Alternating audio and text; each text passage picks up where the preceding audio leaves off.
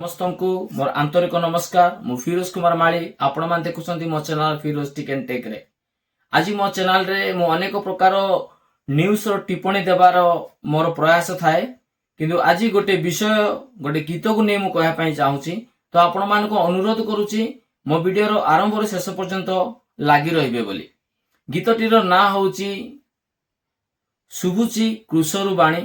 ପ୍ରତ୍ୟେକ ଖ୍ରୀଷ୍ଟ ବିଶ୍ୱାସୀ ମାନଙ୍କ ପାଇଁ এই গীত শুଣିବାର ଆବଶ୍ୟକ, କାରଣ କ୍ରୁଶରୁ ସେଇ ବାଣୀ ଯେଉଁ ଶୁଭୁଥିଲା ତାହା ଆମେ ସମସ୍ତେ ଜାଣୁଛୁ, କାରଣ ଆମେ ସମସ୍ତେ ବାଇବଲ ପଢିଛୁ। ଆଉ ଯୀଶୁ ଖ୍ରୀଷ୍ଟ ଯେତେବେଳେ କ୍ରୁଶରେ ଝୁଲିଥିଲେ ଆମ ପାଇଁ, ସେଇ ମୁହୂର୍ତ୍ତ ଆଜି ବି ଆମକୁ ମନେ ପଡୁଛି। ଯେତେବେଳେ ଆମେ ବାଇବଲ ପଢୁ, এই ଅଂଶଟି ଯେତେବେଳେ ଆମେ ପଠନ କରୁ, ନିଶ୍ଚୟ ଆମକୁ ସେଇ ଯୀଶୁ ଖ୍ରୀଷ୍ଟ ଆମ ପାଇଁ ଯେଉଁ ଜୀବନ ଦେଲେ, ତାଙ୍କର ରକ୍ତ ପ୍ରାଣ ଆମ ପାଇଁ ଯେଉଁ ବିସର୍ଜନ କଲେ, ସେଇ ଦୃଶ୍ୟ ଆଜି ବି ଆମ ଆଖି ଆଗରେ ନାଚି ଉଠେ। ତ ଚାଲନ୍ତୁ, ଗୀତଟି ଗାଇଛନ୍ତି ଯିଏ ଆମର ଓଡ଼ିଶାର ବର୍ତ୍ତମାନର ଗୋଟେ ସୁପ୍ରସିଦ୍ଧ ଗାୟକ, ଯାହାଙ୍କର ନାଁ ଶଶାଙ୍କ ଶେଖର ଭାଇ। ସେ ବହୁତ ସୁନ୍ଦର ଭାବରେ ଗୀତଟିକୁ ଗାଇଛନ୍ତି। ଗୀତଟିର ନାଁ ଆପଣମାନଙ୍କୁ ମୁଁ କହିଦେଉଛି, କ୍ରୁଶରୁ ଶୁଭୁଛି ବାଣୀ।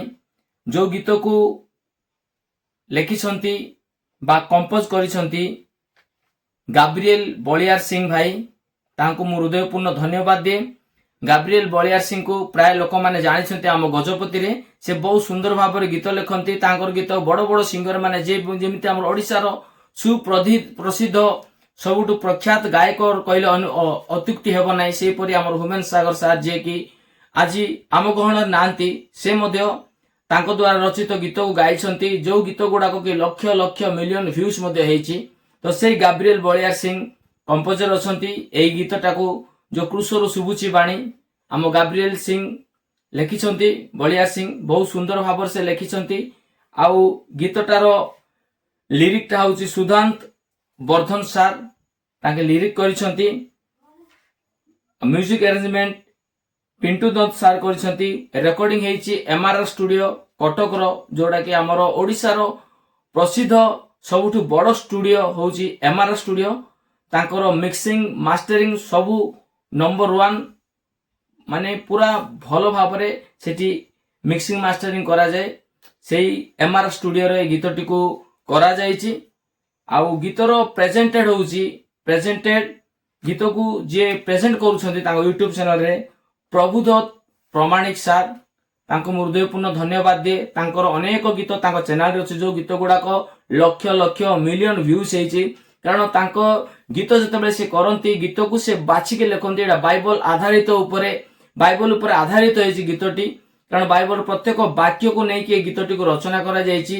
ଯେ କ୍ରୁଶରୁ ଶୁଭୁଛି ବାଣୀ, ଏଇ ଟିପ୍ପଣୀ ଯୋଉ ଦେଇଛନ୍ତି, ମାନେ ବହୁତ ପ୍ରକାର ଚିନ୍ତା କରିକିରି ବାଇବଲକୁ ପଠନ କରି ସେ ବିଷୟକୁ ଆଧାର କରିକିରି এই ଗୀତଟିକୁ ରଚନା କରାଯାଇଛି।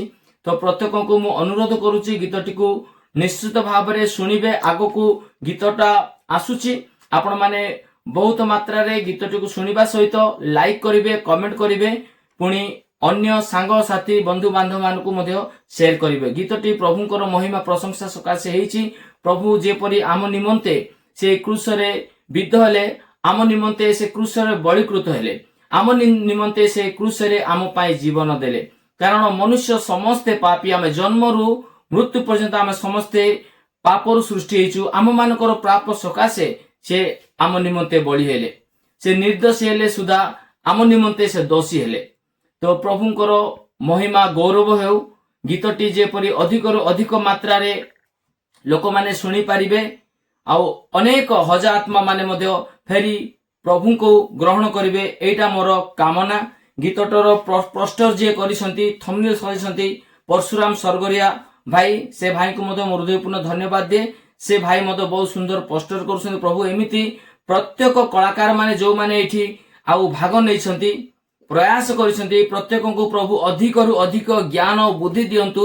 କାରଣ ବାକ୍ୟରେ ଲେଖା ଅଛି ଯାହାକୁ ଜ୍ଞାନର ଆବଶ୍ୟକ ସେ ଆମ୍ଭ ନିକଟରେ ପ୍ରାର୍ଥନା କରୁ ଆମ୍ଭକୁ ମାଗୁ ତହିଁରେ ଆମ୍ଭେ ସେମାନଙ୍କୁ ଜ୍ଞାନ ବୁଦ୍ଧି ଦେବା ବୋଲି। ତ ପ୍ରଭୁ ପ୍ରତ୍ୟେକଙ୍କୁ ଆଶୀର୍ବାଦ କରନ୍ତୁ ଯେପରି ପ୍ରଭୁଙ୍କ ଉଦ୍ଦେଶ୍ୟରେ ପ୍ରତ୍ୟେକ ଯେପରି ଆଗକୁ ପ୍ରୟାସ କରି ଆଗକୁ ବଢିବା ଦ୍ୱାରା ପ୍ରଭୁଙ୍କର ସାକ୍ଷୀ ହେଇପାରିବେ। ଯଦି କହିବାରେ କିଛି ଭୁଲ ଥାଏ ଆପଣମାନଙ୍କୁ ମୁଁ ଅନୁରୋଧ କରୁଛି ନିଶ୍ଚୟ ମତେ କ୍ଷମା କରିଦେବେ। ରହୁଛି ସମସ୍ତେ ଭଲରେ ଥାନ୍ତୁ ଆଉ ଖୁସିରେ ଥାନ୍ତୁ। ନମସ୍କାର।